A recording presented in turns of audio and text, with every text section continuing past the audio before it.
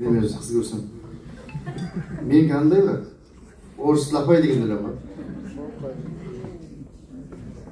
Мектеп кезде бәрімізде апайларға ғашық болып қалатын сондай бір.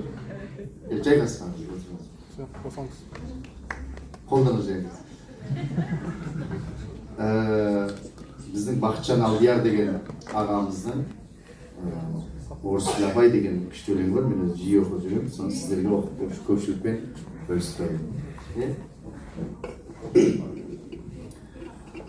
Тумай жатып бәрін білген бәленің, бәтін кесін теріс киген бала едім.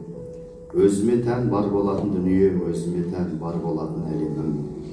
Тіршіліктің тауып жүріп есебін, тірі жанның бәрімен де дос едім. Шаңын қағып жүретінмін көшенің, көшеміздің ұрлап мініп есегін. Ұқсамаса ұқсамасын жорғаға, екеумізді шақыратын жолғана. Есен диннің жатқа өлеңін оқитын, есегіне теріс мінген сол бала. Қара шашы, секілденген қаратын, бұлай жұрт біле бермес көп атын. Сол ауылда әрі әдемі әрі жас, орыс тілі апайымыз болатын. Жүрегіне қадалғандай сан ине, мұңлы көзбен қарайтын ол фәмиге. Өзіне сай бар еді есебі, өсегі де таусылмайтын әрине.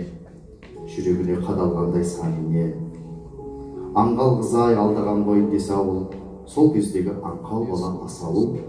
Кім алдайды, неге алдайды, неге деп, ойға батып кететінін неше ауыр. Балағаздай кей мінезі күлкілі, иіс судың бар еді да түр-түрі. Көп ойланып апайыма сонда мен, ғашықпын деп өлең жаздым бір күні. Арақыз қалды. Алшысынан түстіме деп асығым, ертесіне сабақтан соң жасығым.